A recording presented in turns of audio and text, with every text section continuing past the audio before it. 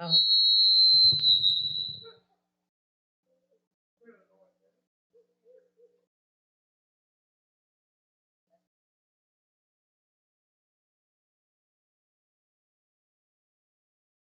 David Kemp. Okay.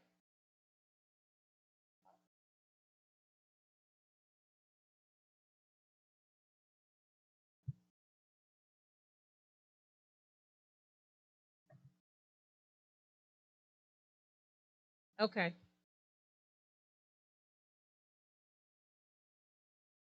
All right.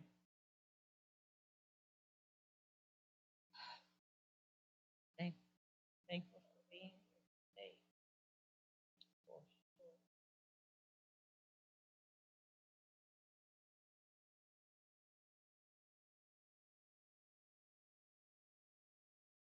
Middle of our grief, sorrow,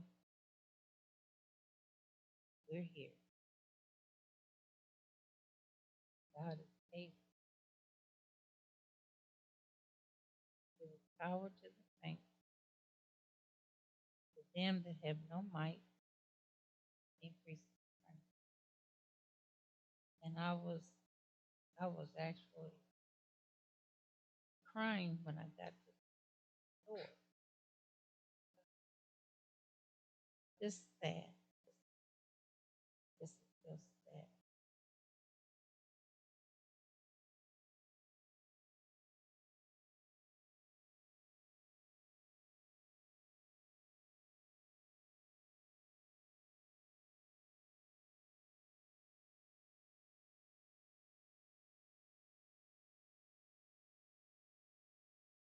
Okay, our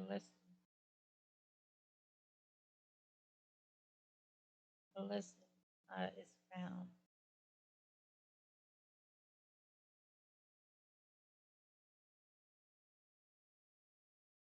The lesson is found in the second chapter of Matthew.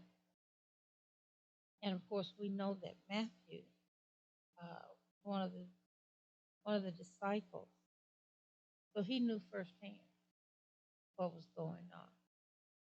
And it's interesting. Remember playing that game where you whisper something to this person, they whisper something that goes all around. By the time it gets to the 10th person, there's nothing like it about it. And so I want to say, Matthew gave a first-hand account,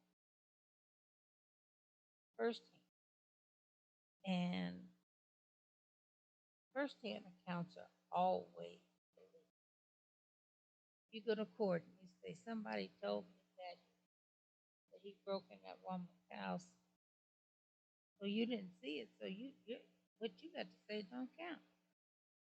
So what I'm saying is, even in the beginning uh, of the New Testament, the truth is told. And we start off at the first verse. Our theme is a just king is born. A just king is born. Now, we have all kinds of kings across the world, and many of them are unjust. Uh, King of Saudi Arabia, uh, even when England had their kings and queens, they went over to Africa and they were a major part of destroying that country. And just, I want what you have. I'll just make it by force. We have a bunch of evil people in the world, and they're in a position of authority. I was reading, and it's pretty much known where this woman, uh,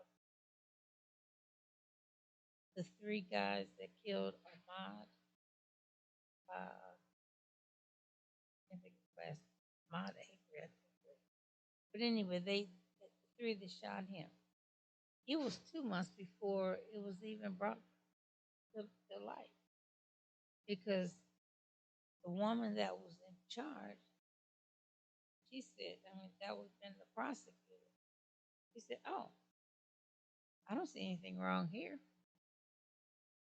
And it took, I believe, 2 years to get it to go. People in authority, when they are corrupt, and it doesn't have to be as high as a king. We have all kinds of authority above. I've seen courts, uh, like on I'm looking on YouTube, and if you smart off with the judge, he or she has the power, the authority to put you away for a long time. And if you sass them or disrespect them, they hit that thing, and they can add as many more days, months, or years for disrespecting the court. So we have a lot of people in authority. And in the religious realm, we have pastors, we have deacons, uh, trustees, all kinds of position of leaders. And if you have a corrupt leader, it poisons the body. I cannot put something in my mouth, swallow it, get it to my stomach. And if there's some toxins in it, my whole body reacts. So when there's corruption at the top, it tends to go down the line to the last person. Uh, we have not seen uh, so much of this racism, open racism, for a while. And I really thought it was over. But we see lynchings going on and burning people's houses and destroying black businesses. I mean, it's still going on. And that's because the people in charge in our society, as you go up the ranks, just find more corruption. And it's especially important uh, in our church. I know the pastor he passed on, but when he would get ready to have a business meeting, he would put his pistol and his Bible on the pulpit, and he would show it to them. We go this way, we go this way. How y'all want it? And I'm thinking that is not a just way to lead people. And so justice is extremely important in leadership. Now, if Bishop comes in tomorrow and he says, "Oh, I think I want gray carpet. I think I want black chairs." Well, by the time we come back the next time, we're going to be looking at black chairs and gray carpet. And who's going to sit there and say, "Well, now, Pastor, I don't like those colors." Just sit down. It's not like you're taking a chair home with you. Sit down. So when people are authority, that it means just that. They can do things that common people cannot do. Get away. I knew of another pastor. He was an alcoholic, and he would keep alcohol, on that first shelf of the pulpit. And people thought he was just drinking water. They thought he was just drinking water, when in fact he was drinking whiskey. And something happened. He had to go to surgery, and they had to postpone the surgery because he had too much alcohol in it. So they had to keep him in the hospital overnight to rid some of this alcohol. There is corruption at the top. It just is. People are bribed, and I don't even have to talk about whoremongering pastors. I don't even have to bring that up because we know they exist. Now, if a pastor really loves his wife and treats her the way she should be treated, that's why they say first lady. She ought to be first with him. And so when I don't see that, I don't want to be there. I love it that just about every time you see Bishop, you see Sister Scott. And when he gets ready to look at her, and he looks over and he says, "I'll ask my wife to pray." There's something about the way he says, "My wife," that it makes a difference. If he just say, "I want my wife to pray," that's not the same thing. I'm gonna ask. Now that's courtesy.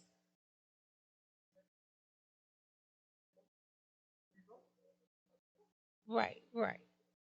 And you can see the comfort of their relationship. So in the church, it's extremely important. Now, I've never been under a whoremongering pastor, so I don't know. I just don't. That ain't who I want to look at every Sunday.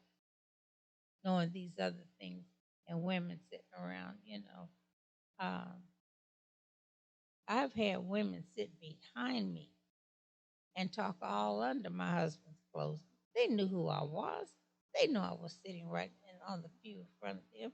Just, just disrespectful, and enjoy doing that. But I have not. I ain't meddlesome, so, but I have not observed anybody trying to be disrespectful because they jealous of her. I haven't seen it. So justice is important. We want a just man of God. And when we want to, whenever we have a question about something, I always say, how did God do it the first time? And when Jesus was born, he was born a king. He was born that way. That was his title when he came here. And cannot have justice from a corrupt person. You don't even. I was watching the news, and then I'm going to get into the word. I was watching the news, and this rich little boy, uh, he was a young man by this time, and he had raped several women. And they said, the judge and all, they said, well, they have too much promise in their lives. They're going to have too much to offer society. So I'm going to put them all on a 1-year probation. Now, if that was the average person, particularly if they were black or brown, they're going away for a long time. And that's because money and position in society makes a difference. And we don't always look for justice in the court.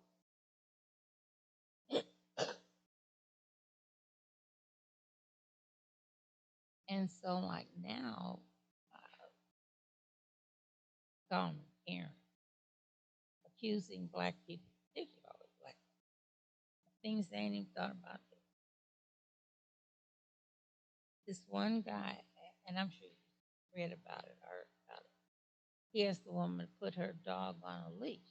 And so when you're at a park or a public place, you're supposed to have your dog on a leash. She got mad and she called the police and said, he's threatening my life. And because she was a white female, they went for that. And So we have an unjust system. That's why when we go to the altar, that's more important than going to the court. And coming to the altar, God knows what we need, and He provides because He is just. There's nothing in Christ where He could even make Him be unjust. He is just, and He's divine, and that makes. And to show you how much authority He had when He hung on the cross, that covered every person that believed in God and believed in Him. In the Old Testament, it actually uh, speaks of a child will be born to a virgin. So He was expecting. God had revealed that, and so when the time of His birth actually came, we know the story. So I'm going to go in Matthew, and I'm going to start second chapter, first verse. After Jesus was born in Bethlehem in Judea during the time of King Herod, Magi came from the east, came to Jerusalem. Now that introduction, we know the birthplace. Oh,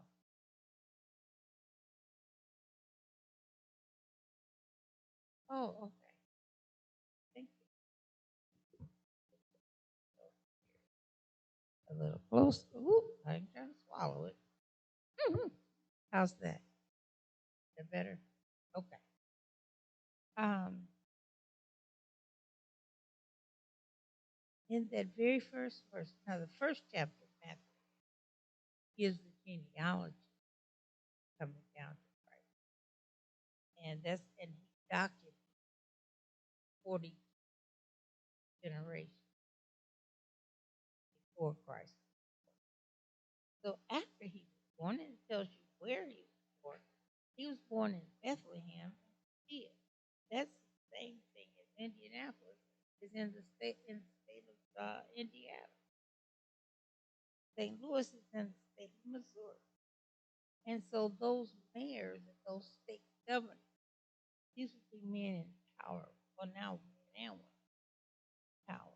So he lets us know who Jesus talks earlier about when he was born. Tells us where he was born, tells us who was there. And when you have on your birth certificate, it's gonna always tell who you are, who your mom and daddy were, pertinent information. And that's why this is here. Jesus didn't just drop out of the sky. I mean, he could have, but that was not God's plan. So he said, King Herod, uh, the different magi, those would be like governors of the state. From the east came to Jerusalem. Now, when it talks about being from the, it would be in the area now what is known as Persia,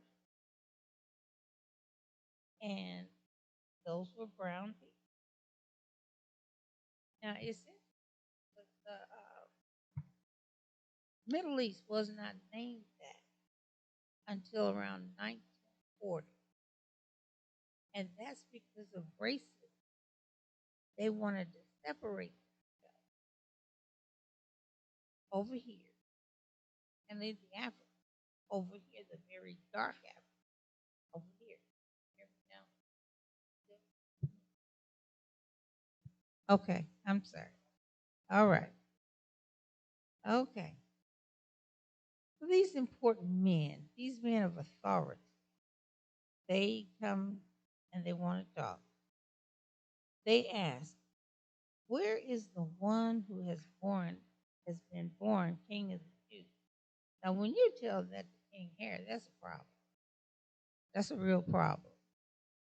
Because he king. He thinks he king. And so they're inquiring, where is the one who has been born king of? Now, that's important because the Jewish leaders at that time, they wanted all the power. So when you talk about a king, and we know he born in Bethlehem, that wasn't that wasn't the richest place to be born. But they're asking the question. They said, we saw his star when it rose and have come to worship him. Now you know what, from a child up, I knew the story about the birth of Christ, and it always puzzled me how a star stood right over where he was when you consider how far away stars are. Well, you know what? God can put a star anywhere he wants. He started them here with. He's the one that flung it out. There will be stars in the sky. So they're looking for him. They saw the star, and when it rose, the star showed them exactly where it was. Saw his star when it rose, and we have come to worship. So even as an infant, there were those who knew from the Word of God who he was and what his purpose was. And they have come to worship him. They've come from a very long way to see this child. So now when King Herod heard this, he was disturbed. And all of Jerusalem with him. They don't, he the king. Who is this y'all talking about? He just a baby. He's not even in the line. So they're disturbed. And you know, when there's corruption at the top, it goes right on down to the bottom. King Campbell and I were talking about a resurgence of racism and that the fact that Trump opened the door to that. And because that stuff was quiet.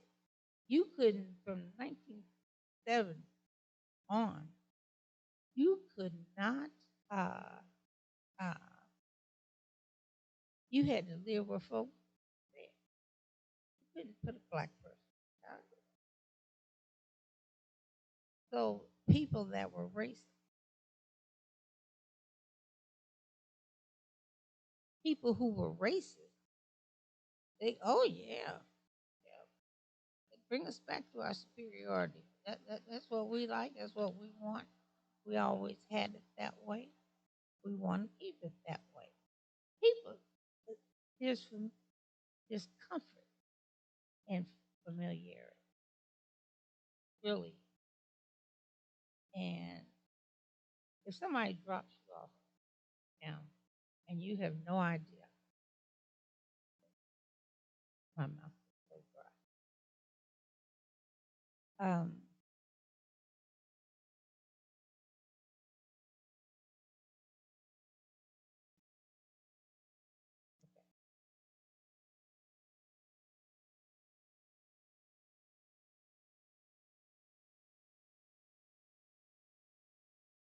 Everybody's upset because they heard of it. And when it called together, this Herod, they're referring, when Herod called together all the people's priests and teachers of the law, that would be the Pharisees, that um, one were priests, part of the priesthood, the others were teachers of the law. And he asked him where the Messiah was born. Y'all know everything there is to know. So we want to know from you, where is the child? Now, that shows his insecurity right there. if a woman, my daughter, if a woman came in this church today and said, "My name is Susan Smith, and I'm Pastor Brian's wife," listen to me. What he? I'm the wife. Who are you, and what are you talking about? So that aggravation started right away when they referred to Jesus as the King, and they call him Messiah. As long as you know who you are, it don't matter what other people think. A wife? Oh, yes. Right, right. Hmm. Right. So him being uh, a king, as you said, he was intimidated. Who y'all talking about? A baby being king? Y'all know that runs in my family. So yes, he's disturbed here. They tell him where Bethlehem, and that's the same as Indianapolis, Indiana. They tell you exactly. So you can go online. You can find anybody in this city you want. I went online and looked up my own address. They got a picture of my house on it. Like, wouldn't they do that? And my phone number. So there's a lot of information out there, and so he wants where's this Messiah? And they tell him in Bethlehem of Judea. But this is what the prophet has written. And they held very closely to what the prophet said, unless and until it didn't go along with what they wanted. So they've been talking about Jesus coming forever. And Herod knew about it too, because he knew the Jewish history. But when you say a child, a king is born, a Messiah, means a savior. That's great. Well, if he honored that, what y'all plan to do with me? Uh, where I'm supposed to go? What? Where would I rank if he's king, Messiah? So they tell him he's in Bethlehem in Judea, and for this, what the prophet has written. So when a prophet wrote something or said something, it's pretty much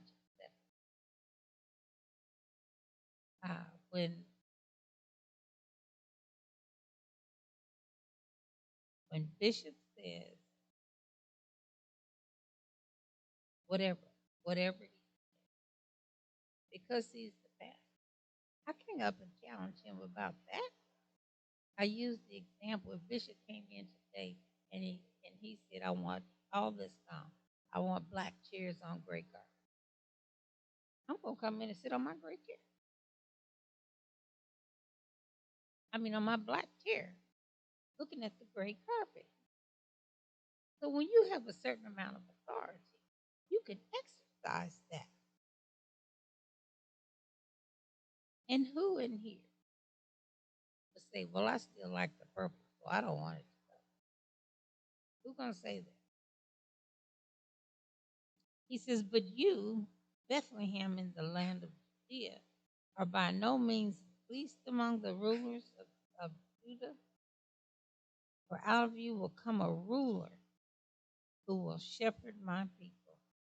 Now, when you say he's a shepherd, that's pretty low on the social ladder. So that was not a real problem. But when you say a ruler, now you have challenged him. So Herod called the Magi. These were uh, kings of certain areas that would be like governors of different states in the United States. He found out from them the exact time the star appeared. He sent them on to Bethlehem,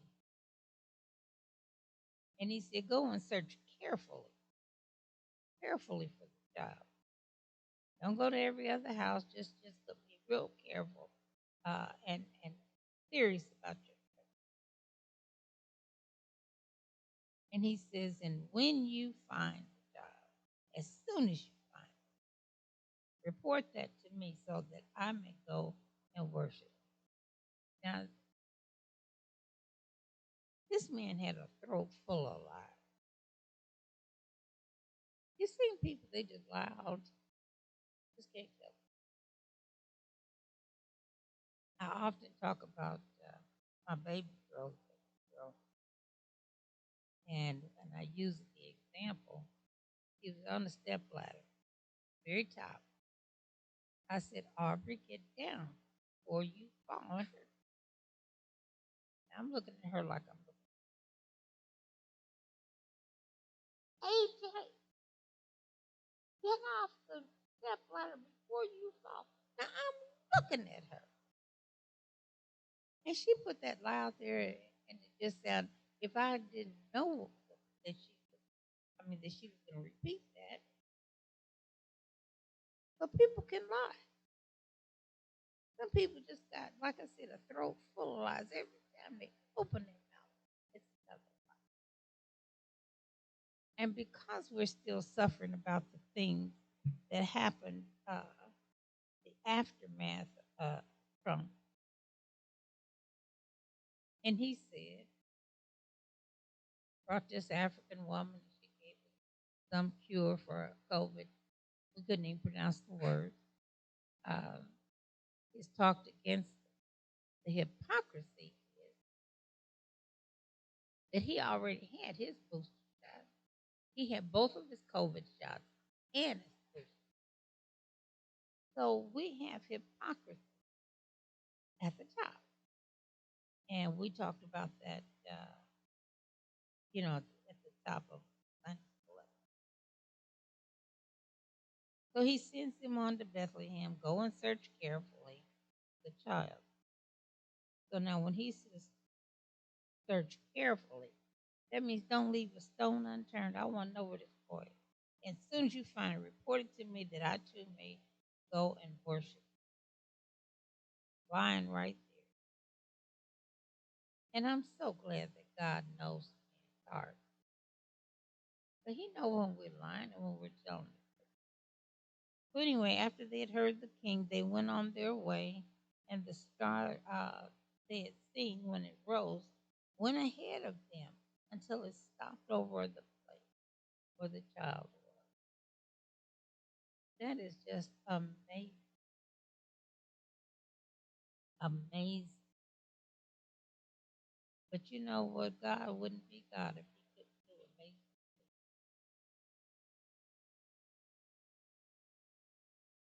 So when they saw the star, they're overjoyed. And on coming to the house, they saw the child with his mother Mary. They did bow down to this infant and they worshiped. We know Jesus when he comes. We really, when he comes into our hearts, is the mind, spiritual mind. When he comes there, you know who it is. Satan is the deceiver. He's a liar himself and the father of lies. So when he appears, if we know Jesus is real, we recognize.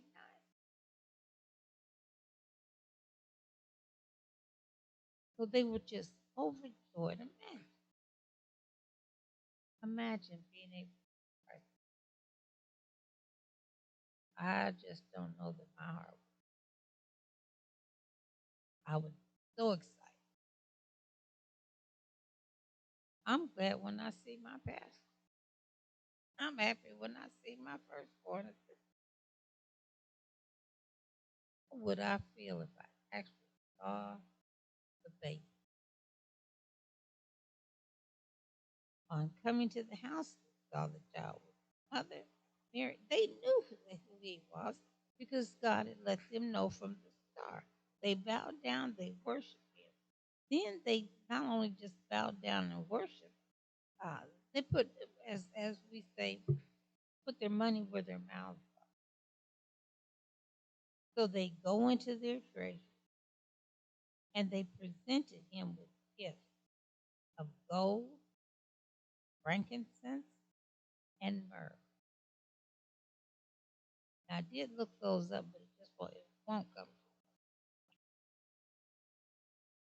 And having been warned in a dream, they didn't go back to Herod.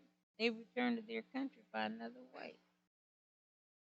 You can be headed danger, and God will put somebody right there to help you go another direction.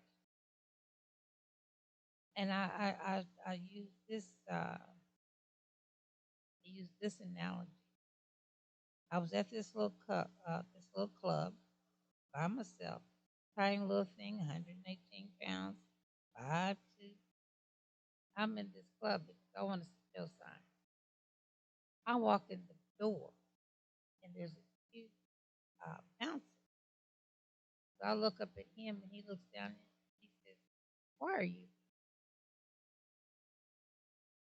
I came to see Joe Simon. Why are you? Because Joe Simon's here. That's the third. Why are you here? By now, Margaret, I told you I came to see Joe Simon. He said, "You do not understand. This is a dangerous area. So what I'm gonna do, I'm gonna sit you at the table, right in front of the stage. And when he goes off the stage, I'm gonna come and get you, walk you to your car. I want you to leave and never come back. I don't know what the danger is gonna be. I do know that God sent or put him in place to bless me, to stop me." So this man, urged me out, and he says, and he had sent me a drink. He said, "I'm gonna put you here and I'm gonna act like I'm your boyfriend." Well, ain't nobody gonna challenge the bounce. And so God had that man right there because he knew, God knew that I was in a danger. And that he someone take me the other way. And all of this was the plan of God. Because if Herod could have stopped, he could have cut Jesus' life off as an infant, he would not have hesitated to do that. Because right behind that time is another governor, and he says, "Kill up all them babies. Everybody, every baby, every male child under 2." And that, and people do things to try to stop God's program. But you can't. Satan is never going to win the battle over Christ. If God said, "I'm with you," that is all you need. And you know God from faith. Because if you've had any experience at all with the Lord, you know him. He said, "My sheep know my voice, and another they will not follow." So when this just king was born, we know the rest of the story. As he grew up and became of age, he did what he came to. And that's so important to know the handiwork of God. Has any of us been warned about something in a dream? You ever had a dream where the Lord warned you about something? Mhm. God speaks to his children. And I know.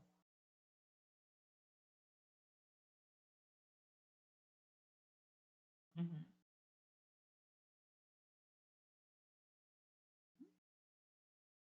Hmm.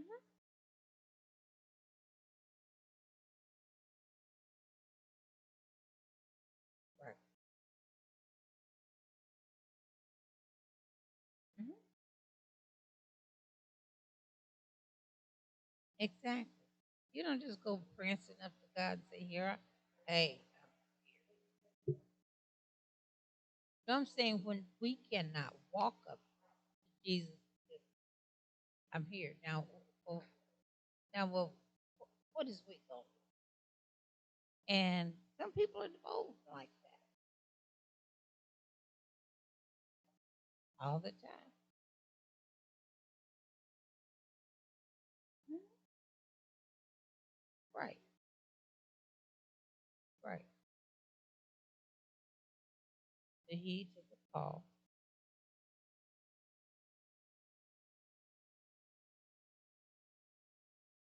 and that's called obedience. And that is the one behavior we have so much trouble. We do obedience. We just do because we are. Satan puts that contrary spirit, and we say, "Oh boy." When I was out there, I welcomed every single. Well, no, not every, but most of the things that Satan presented. Oh, I thought that was wonderful until it was. Now, Bishop looks, and then I'm going to wind this up. Bishop tells us all the time he, his only regret that he didn't come to Christ soon because he was out there and he was in a worldly band and all of that. Well, I don't feel that way. I really don't. I enjoyed every joint I smoked, every drink I drank, every man I dated. I enjoyed all that until one day I did. Now I have something to prepare, and I would never walk away in Christ. Okay, so this is the time of the year that we honor the birth of Christ, and He is to be honored. He is to be praised. He is to be magnified. Okay, let's close in prayer, and then we're going to end our Sunday. Father God, we thank you so much for your word. Thank you for allowing me your word and move my emotions aside long enough to call me. Thank you for the students and their participation. Stay with us, Lord, as we move on into our morning worship. Stay with us, please. I'm asking in the name of Jesus for his sake. Amen. Okay.